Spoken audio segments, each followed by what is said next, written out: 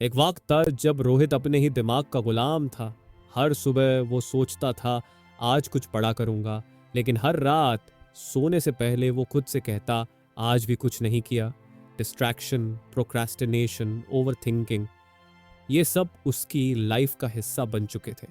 उसके अंदर एक जंग चल रही थी उसके ही दिमाग के साथ। फिर एक दिन उसकी नज़र घर में रखी एक किताब पर पड़ी, mind hacking, how to change your mind for good in 21 days.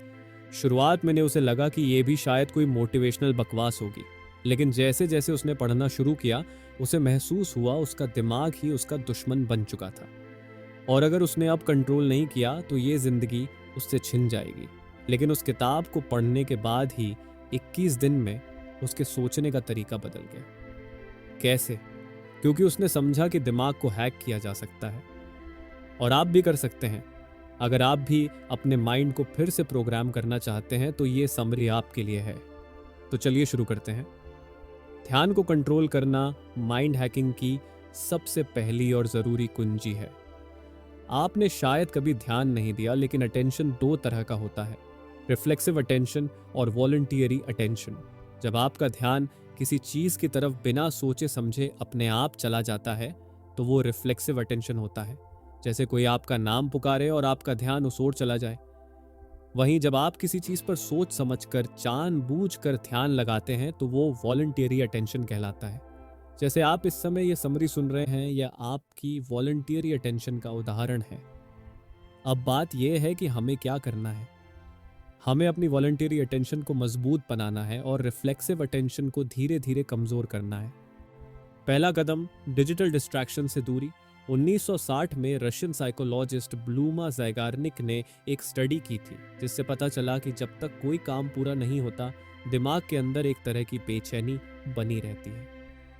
हमारा दिमाग हर अधूरे काम को एक ओपन टैब की तरह ट्रीट करता है। डिजिटल नोटिफिकेशन, सोशल मीडिया, बार बार फ़ोन चेक करना, ये सब हमारे दिमाग को उसी बेचैनी में डालते हैं। इसलिए जब आप इन चीज़ों से दूर रहते हैं तो आपका दिमाग शांत और खुश रहता है। क्या करें? सोशल मीडिया नोटिफिकेशन बंद कर दीजिए, चैटिंग का टाइम फिक्स करिए, न्यूज़लेटर्स को अनसब्सक्राइब कर दीजिए, टीवी या वेब सीरीज को लिमिट में देखिए। अब एक्सपेरिमेंट करें। आज ही 1 घंटे के लिए इन सभी डिस्ट्रैक्शन से खुद को अलग कीजिए। उस 1 घंटे में आप अपने हफ्ते भर का शेड्यूल बना सकते हैं। दूसरा कदम, मेडिटेशन से फोकस को ट्रेन करना। जब डिस्ट्रैक्शन कम होगा तो आपके पास मेडिटेशन के लिए वक्त होगा, और यही वो वक्त होता है जब आप अपने दिमाग को ट्रेन कर सकते हैं एकाग्रता के लिए। इसे कैसे करें? कोई आरामदायक जगह चुनिए, बैठ जाइए, आंखें बंद करिए और सांसों पर ध्यान दीजिए। कुछ मिनट तक अपनी बॉडी को रिलैक्स करिए। सर से पांव तक शरीर को स्कैन करिए, यानी महसूस कीजिए। अब 20 मिनट तक सिर्फ सांसों पर ध्यान लगाइए। बीच में ध्यान भटके तो प्यार से वापस सांसों पर ले आइए। यह प्रैक्टिस आपका फोकस बढ़ाती है। जितना ध्यान खींचेगा उतना दिमाग कंट्रोल में आएगा। इस आदत को पक्की कैसे बनाएं? हर मेडिटेशन के बाद खुद को छोटा सा इनाम दीजिए, जैसे कॉफी, अच्छा शॉवर या एक झपकी। हर दिन एक ही समय पर मेडिटेट कीजिए, जैसे सुबह उठते ही। चाहे तो अलार्म सेट कर लें और हर दिन के बाद एक छोटा सेलिब्रेशन करें। शुरुआत में थोड़ा मुश्किल लगेगा, लेकिन कुछ ही दिनों में ये आसान हो जाएगा। आप खुद महसूस करेंगे कि अब आपके दिमाग की ड्राइविंग सीट पर आप हैं, न कि नोटिफिकेशन या सोशल मीडिया। आगे हम जानेंगे कि कैसे माइंड हैकिंग से आप अपने पूरे जीवन को रीप्रोग्राम कर सकते हैं। आपके दिमाग में भी कंप्यूटर की तरह प्रोग्रामिंग लूप्स होते हैं। लूप यानी ऐसा पैटर्न जो बार बार दोहराया जाता है जब तक कोई खास चीज पूरी ना हो जाए। जैसे मान लीजिए आपने एक मीटिंग का रिमाइंडर सेट किया है, तब तक वो बार बार टाइम और डेट करता रहेगा जब तक वो मीटिंग पूरी नहीं हो जाती। ये तो सिर्फ एक छोटा सा उदाहरण है। असल में आपका दिमाग ऐसे ही सैकड़ों लूप्स चलाता है ताकि आपको दिन भर के कामों में मदद मिल सके और आपका एक्सपीरियंस बेहतर हो। जब आप छोटे बच्चे थे तब आपके पास सिर्फ बेसिक चीजें थीं, जैसे भूख लगना, रोना, सो जाना और साफ सफाई। धीरे धीरे आपने आसपास की चीजें सीखना शुरू किया और नए मेंटल लूप्स डेवलप होने लगे। करीब 3 साल की उम्र तक आप इतने समझदार हो चुके थे कि खुद से प्रोग्रामिंग करने लगे। मतलब हर चीज़ के बारे में सवाल पूछना, नई आदतें बनाना। फिर जैसे जैसे आप बड़े हुए, आपके दिमाग में सोचने और रिएक्ट करने का एक पूरा नेटवर्क बन गया। यही आपकी आदतें, स्किल्स और पर्सनैलिटी का बेस बना। इनमें से बहुत सी चीज़ें आपके आसपास के माहौल की वजह से बनी हैं। अगर आपको बचपन से कहा गया कि तुम बहुत स्मार्ट हो, तो शायद आप हर मुश्किल पर खुले मन से बात करने लगे होंगे। अगर आपके पेरेंट्स पैसे खर्च करने में सावधानी रखते हैं, तो हो सकता है यह आदत अपने आप आपके अंदर भी आ गई हो। मेडिटेशन की मदद से आप ये समझ सकते हैं कि ये लूप्स कैसे आपको कंट्रोल कर रहे हैं। ये लूप्स पॉजिटिव भी हो सकते हैं और नेगेटिव भी, और दोनों का असर आपकी लाइफ की क्वालिटी पर पड़ता है। लेकिन अच्छी बात यह है कि आप प्रैक्टिस करके अपने नेगेटिव लूप्स को खत्म कर सकते हैं और जिंदगी को एक नया नजरिया दे सकते हैं। एक तरीका है खुद से यह सवाल पूछना, आखिर मेरी जिंदगी का कौन सा हिस्सा मुझे सबसे ज्यादा परेशान करता है। जब आप खुद से ईमानदारी से यह सवाल करेंगे, तो पाएंगे कि जिस चीज को आप प्रॉब्लम मानते थे, वो असल वजह नहीं है। उदाहरण के लिए, अगर आपको रात में अकेले चलने से डर लगता है, तो शायद आपको लगता हो कि अंधेरे में कुछ दिखता नहीं या कोई पीछा कर रहा हो। आखिर में आप खुद से कहेंगे, यह दुनिया सेफ नहीं है, और इस सोच के चलते आप डरने लगते हैं। नेगेटिव लूप को पहचानने का एक और तरीका है सबसे बुरी सिचुएशन को इमेजिन करना। मान लीजिए आपको पैसे खर्च करने में डर लगता है। अब सोचिए सबसे बुरा क्या हो सकता है। शायद आप किराया ना दे पाएं, घर से निकाल दिए जाएं, खाना ना मिले। यही डर धीरे धीरे आपके दिमाग में बैठ जाता है कि पैसे खर्च करना खतरनाक है। अब हम आगे जानेंगे कि इन नेगेटिव लूप्स से बाहर कैसे निकलें और पॉजिटिव लूप्स कैसे बनाएं। लेकिन उससे पहले चलिए थोड़ी बात करते हैं आपकी इमेजिनेशन की ताकत के बारे में। 1997 में जब जेफ बेजोस ने अमेज़न की शुरुआत की थी, तब उनके दिमाग में एकदम क्लियर विजन था। उन्हें पता था कि वो ऐसी कंपनी बनाना चाहते हैं जहां लोग सिर्फ एक क्लिक में सामान ऑर्डर कर सकें। ये उस टाइम के लिए बहुत बड़ा और मुश्किल आइडिया था। शुरुआत में जो प्रोटोटाइप बना, उसमें किसी चीज़ को खरीदने के लिए 12 बार क्लिक करना पड़ता था। लेकिन बेजोस को भरोसा था कि अगर लोग एक क्लिक में कुछ भी खरीद पाएंगे, तो शॉपिंग करना बहुत आसान और मज़ेदार बन जाएगा। टीम ने बहुत मेहनत की और फाइनली एक 2 क्लिक वर्जन बना लिया। एक क्लिक ऑर्डर करने के लिए और दूसरा कंफर्म करने के लिए। टीम को लगा कि यह सही रहेगा, क्योंकि इससे यूजर से कंफर्मेशन भी मिल जाएगा कि वो चीज़ वाकई खरीदना चाहता है या नहीं। लेकिन जेफ बेजोस इससे खुश नहीं थे। उन्हें तो सिर्फ एक क्लिक चाहिए था। तो फिर क्या? टीम ने एक ऐसा सिस्टम बनाया जिससे यूजर चाहे तो ऑर्डर कैंसिल भी कर सकते हैं। बस बेजोस का सपना पूरा हो गया। बाद में दूसरे ऑनलाइन स्टोर्स भी इसी आइडिया को कॉपी करने लगे। अब सोचिए, क्या आपको पता है कि आप अपनी जिंदगी में क्या नहीं चाहते? जवाब शायद हाँ होगा, लेकिन क्या आप ये जानते हैं कि आप चाहते क्या हैं? यहीं फंस जाते हैं ज्यादातर लोग। 10 से 20 साल की बात छोड़िए, बहुत से लोगों को तो ये भी नहीं पता कि वो अगले 5 साल में खुद को कहाँ देखना चाहते हैं। रिसर्च बताती है कि जो लोग हर दिन सिर्फ 20 मिनट अपने फ्यूचर के बारे में लिखते हैं, वो लोग बाकी लोगों के मुकाबले ज्यादा खुश, हेल्दी और पॉजिटिव रहते हैं। क्योंकि रियलिटी की शुरुआत इमेजिनेशन से होती है। एक सिंपल सी पार्टी प्लान करनी हो, जिंदगी के बड़े सपने सब पहले दिमाग में बनते हैं, फिर हकीकत में। अब जब आप एक माइंड हैकर बनना चाहते हैं, तो आपके पास कुछ खास इमेजिनेशन गेम्स होने चाहिए जो आपकी सोच को पॉजिटिव, क्रिएटिव और स्ट्रॉन्ग बना सकें। इन 5 इमेजिनेशन गेम्स को एक बार ट्राई करके देखिए। सोचिए कि आप अपने दिमाग में एक मूड चिप्ट डाल सकते हैं जिसमें सिर्फ एक ही मूड रहेगा। वो कौन सा मूड होगा जिसे आप हमेशा के लिए चुनना चाहेंगे? मान लीजिए आपके पास पूरी दुनिया का पैसा है। अब एक शब्द में बताइए, आप सबसे पहले क्या खरीदना चाहेंगे? सोचिए, एक जिन्न आपकी एक ख्वाहिश पूरी करने को तैयार है। आप उससे क्या मांगेंगे? अगर आप दुनिया को एक चीज देकर उसे बेहतर बना सकते हैं, तो वो चीज क्या होगी? आपके जाने के बाद लोग आपको कैसे याद करें, वो एक शब्द बताइए जिसके लिए आप हमेशा याद किए जाना चाहेंगे। अब इन 5 सवालों के जवाब यानी 5 शब्द लिख लीजिए। बेंजामिन फ्रैंकलिन, जिन्हें हम एक तरह का माइंड हैकर भी कह सकते हैं, उन्होंने खुद को बेहतर बनाने के लिए एक एक्सपेरिमेंट डिजाइन किया था।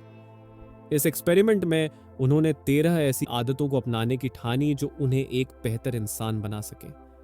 इन आदतों में शामिल था खाने पीने में संतुलन रखना, तभी बोलना जब कुछ अच्छा और ज़रूरी कहना हो, अपने घर और काम की जगह को साफ सुथरा रखना और वही कहना जो सच में वो कहना चाहते हैं। धीरे धीरे ये आदतें उनके लिए पॉजिटिव सोच का हिस्सा बन गई।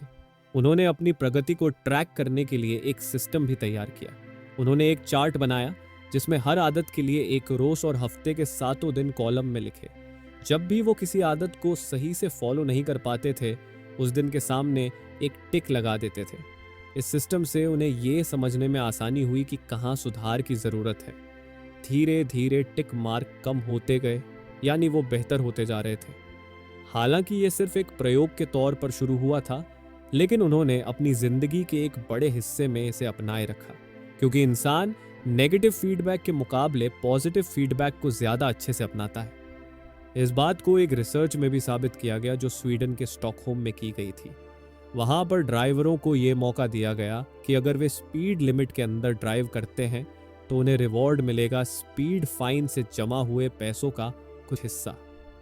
नतीजा ये हुआ कि वहाँ की औसत गाड़ी चलाने की स्पीड 22 से घटकर 25 किलोमीटर प्रति घंटा हो गई। यानी सिर्फ नेगेटिव आदतें छोड़ना काफ़ी नहीं होता, उनकी जगह पॉजिटिव आदतें अपनानी भी ज़रूरी है। और एक माइंड हैकर की तरह आप ये कर सकते हैं। अब वक्त आ गया है कि आपने जो 5 सवालों के जवाब पहले सोच रखे थे, उनका इस्तेमाल करें। जब आप अपने पॉजिटिव थॉट लूप यानी सकारात्मक सोच के पैटर्न लिख रहे होंगे, तो यही जवाब आपकी मदद करेंगे। ध्यान रखें कि जब आप छोटे, सरल और पॉजिटिव शब्दों में हों, हमेशा मैं से शुरू करें, पॉजिटिव भाषा में लिखें और सोचें कि आप इन बातों को अपने जीवन में कैसे लागू कर सकते हैं। साथ ही ये भी सोचें कि इससे आपको और समाज को कैसे फायदा होगा। प्रेरणा के लिए कुछ पॉजिटिव थॉट लूप्स के उदाहरण। आप कैसा महसूस कर रहे हैं? मैं आत्मविश्वास से भरा हुआ हूँ। मैं अपनी जिंदगी से संतुष्ट हूँ। आप क्या करना चाहते हैं? मैं एक ट्रैवलर हूँ। मैं एक नई भाषा सीख रहा हूँ। आप क्या हासिल करना चाहते हैं? मेरे पास पेरिस में अपना अपार्टमेंट है। आप दूसरों को क्या देना चाहते हैं? मैं ज़रूरतमंद लोगों को इंटरनेट कनेक्शन मुहैया करवा रहा हूँ। मैं अपने बच्चों को अच्छे संस्कार दे रहा हूँ। आप क्या बनना चाहते हैं? मैं एक ईमानदार और उदार इंसान हूँ। सही पॉजिटिव लूप को तय करने में वक्त लग सकता है, लेकिन यह मेहनत कभी बेकार नहीं जाएगी। जब आप अपनी पुरानी नेगेटिव सोच को पॉजिटिव सोच से रिप्लेस करते हैं, तो आप वही बनते हैं जो आप सच में बनना चाहते हैं। लिखना मतलब एक छुपी हुई सुपर पावर। लिखने में एक अलग ही ताकत होती है। थॉमस एडिसन अपने हर आइडिया को सबसे पहले कागज पर उतारते थे। उनके हर इन्वेंशन की शुरुआत सिर्फ एक चीज से होती थी, लिखना। अब जरा अपनी जिंदगी पर नजर डालिए। सोचिए उन बड़े फैसलों या रेजोल्यूशंस के बारे में, चाहे वो लाइफ चेंजिंग रहे हों या बस न्यू ईयर पर किए गए वादे। बहुत मुमकिन है कि जो चीजें आपने लिखी नहीं, वो शायद पूरी भी नहीं हुई। अब एक दिलचस्प स्टडी पर नजर डालते हैं जो 2008 में वेट लॉस स्ट्रेटजी पर हुई थी। रिसर्च में कुछ लोगों को बोला गया कि वो अपने खाने पीने का रिकॉर्ड एक डायरी में लिखें। नतीजा ये हुआ कि सिर्फ लिखने की वजह से वो लोग खाने को लेकर बेहतर फैसले लेने लगे और अपने वेट लॉस गोल्स तक पहुंच भी गए। चाहे आप पेन पेपर का इस्तेमाल करें या फ़ोन लैपटॉप का, जब आप चीज़ों को लिखते हैं तो ये आपकी सोचने की ताकत को शार्प करता है और उन बातों को हकीकत में बदलने के चांस बढ़ा देता है। ज़रूरी नहीं कि आप जो भी लिखें वो हर बार पूरा हो जाए, लेकिन किसी भी सपने की शुरुआत एक लाइन लिखने से होती है। जब आप अपने गोल्स को हर दिन पढ़ते हैं तो आपको क्लैरिटी मिलती है, आप ज़्यादा फोकस्ड रहते हैं। आपके पॉजिटिव थॉट्स बार बार रिपीट होकर एक पॉजिटिव लूप बनाते हैं और उसी से मिलती है नई अपॉर्चुनिटीज़ को पहचानने की नज़र। हर रोज़ अपने लिखे हुए टारगेट्स को देखना, पढ़ना और उनमें ज़रूरत के हिसाब से बदलाव करना, ये एक तरह से आपके गोल की तरफ रोज़ एक कदम बढ़ाना है। Repetition is the key. अपने पॉजिटिव थॉट्स को उन जगहों पर चिपकाइए जहां आप रोज़ देखते हो, जैसे कि बाथरूम मिरर, कैलेंडर या फिर लैपटॉप की स्क्रीन। अब बात करते हैं एक मज़ेदार टिप की। कॉमेडियन जेरी सीनफील्ड की एक ट्रिक थी, चेन मत तोड़ो। वो हर दिन एक जोक ज़रूर लिखते थे, चाहे अच्छा हो या बुरा, बस रोज़ करते जाओ।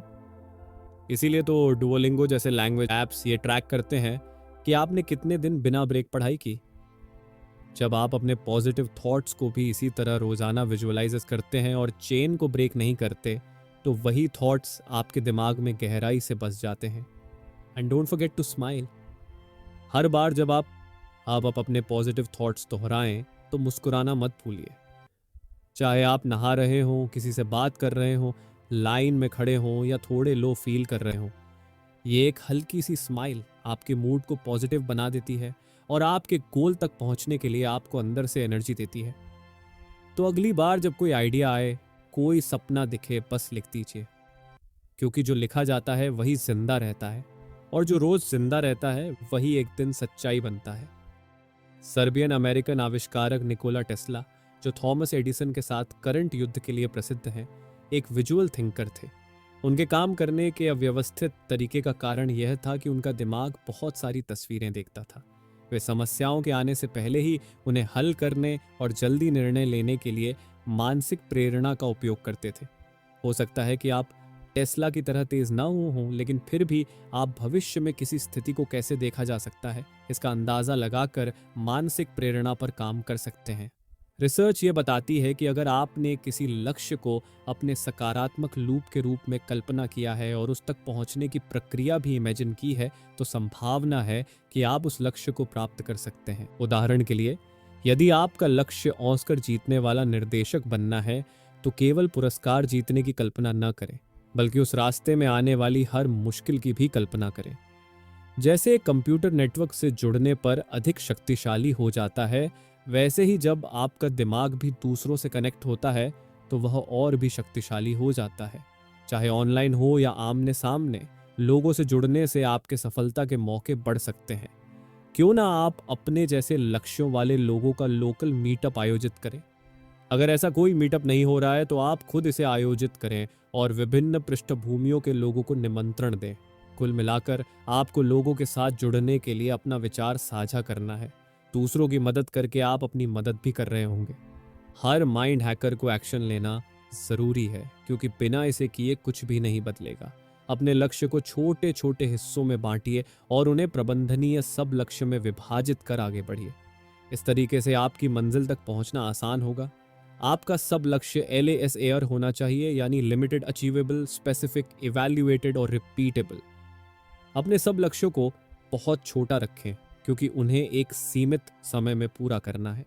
इन छोटे लक्ष्यों को हासिल करने से यह सुनिश्चित होगा कि आप आगे भी प्रेरित रहेंगे। उदाहरण के लिए, सप्ताह में 3 दिन 20 मिनट एक्सरसाइज करें। ये लक्ष्य इतने विशिष्ट होने चाहिए कि आप यह मूल्यांकन कर सकें कि आपने उन्हें पूरा किया है या नहीं। ऐसा सब लक्ष्य बनाइए जिसे आप दोहरा सकें। कुछ लक्ष्य ऐसे होंगे जिन्हें एक बार ही किया जा सकेगा, लेकिन जो सबसे अच्छे होंगे वे आपकी आदत बन जाएंगे। हर दिन ध्यान केंद्रित करने की ट्रेनिंग और सकारात्मक लूप लिखने के बाद कम से कम 60 सेकंड तक अपने भविष्य के लक्ष्य की मानसिक कल्पना करें। ऐसा सब लक्ष्य बनाइए जो LASAR शब्द की शर्तों को पूरा करता हो, और इसे पूरा करने के बाद जांच जरूर करें। अब जब आपने माइंड हैकिंग के बारे में इतना कुछ जान लिया है, तो आप खुद को और इस दुनिया को बदलने के लिए तैयार हैं। एक माइंड हैकर के तौर पर आपके पास अपनी जिंदगी को बदलने की पूरी ताकत है। अपनी गलतियों का विश्लेषण करके नकारात्मक सोच को सकारात्मक सोच में बदलकर, और जो भी आप चाहते हैं उसे अपनी सोच में विजुअलाइज करके अपने दिमाग को सुधारिए। अपनी मंजिल तक पहुंचने के लिए न केवल वहां तक पहुंचने का लक्ष्य, बल्कि उस रास्ते को भी अपने दिमाग में साफ साफ देखिए। आत्मविश्वास, दूसरों के साथ मिलकर काम करने और एक प्यारी सी मुस्कान के साथ अपने दिमाग को हैक करके आप अपने जीवन के सबसे गुड वर्जन्स को पा सकते हैं। अब एक सवाल सोचिए, अगर आपका दिमाग ही आपका सबसे बड़ा दुश्मन बन गया हो तो आप किससे लड़ेंगे? अब सोचिए, अगर वही दिमाग आपका सबसे वफादार साथी बन जाए तो आप क्या नहीं कर सकते? जॉन हारग्रेव की ये किताब हमें याद दिलाती है, हम गुलाम नहीं हैं अपने माइंड के, हम उसके मास्टर बन सकते हैं। सिर्फ 21 दिन की मेहनत चाहिए और एक मजबूत इरादा। तो क्या आप तैयार हैं अपने दिमाग को हैक करने के लिए? अगर हाँ, तो इस वीडियो को एक मिशन की तरह लो। नीचे कमेंट करो, तेने का मैं मेरी मानसिक पुनर्निर्माण कर रहा हूँ, और इस वीडियो को शेयर करो अपने उस दोस्त के साथ जो अभी भी अपने माइंड से हार रहा है। क्योंकि जब माइंड सेट हो जाता है तो लाइफ खुद रीसेट हो जाती है। मिलते हैं अगली वीडियो में, जहां हम सीखेंगे माइंड को मास्टर बनाने के और तरीके। तब तक के लिए अपने माइंड को हैक करते रहो।